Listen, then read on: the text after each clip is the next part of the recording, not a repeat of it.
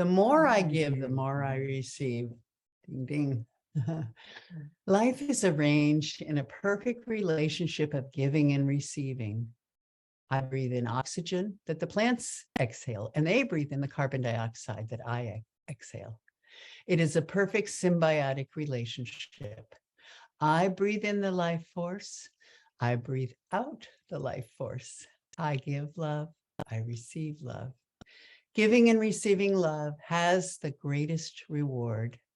I give for the sake of giving without expectation of return or reward.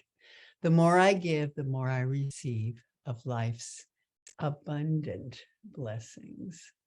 I know we all want to be receiving of life's blessings, but I think it's great when we realize that little life hack is really just knowing how it works, because if I'm giving, it's naturally going to come back. What kind of experiences have you all had with that sort of concept? I think both are important. When I had COVID, people came and brought meals and brought this and that and helped me.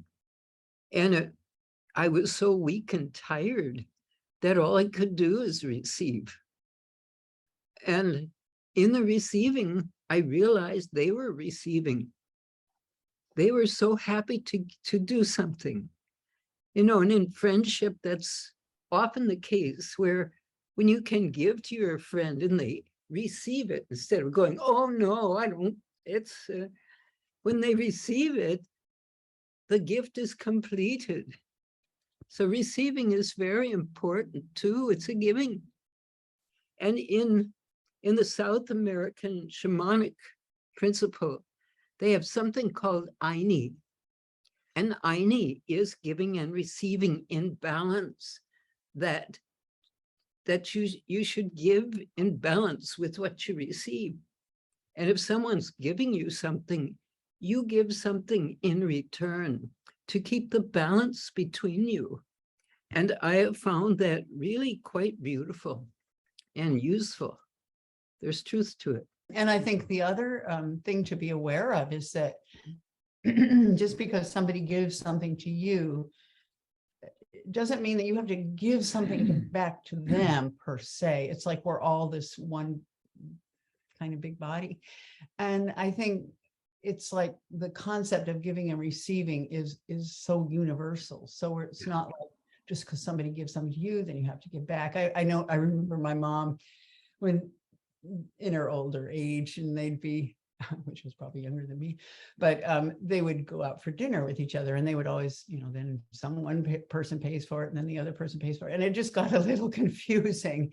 And it's just like, you know, you're just wanting to share and give, but it doesn't mean that you have to, you know, like, for instance, if I were to give something to somebody, I'm not expecting anything from them. And I don't want them to feel that indebted to me in any way. And I think that balance, what you were talking about, Susan, is so important, is the balance of giving and receiving.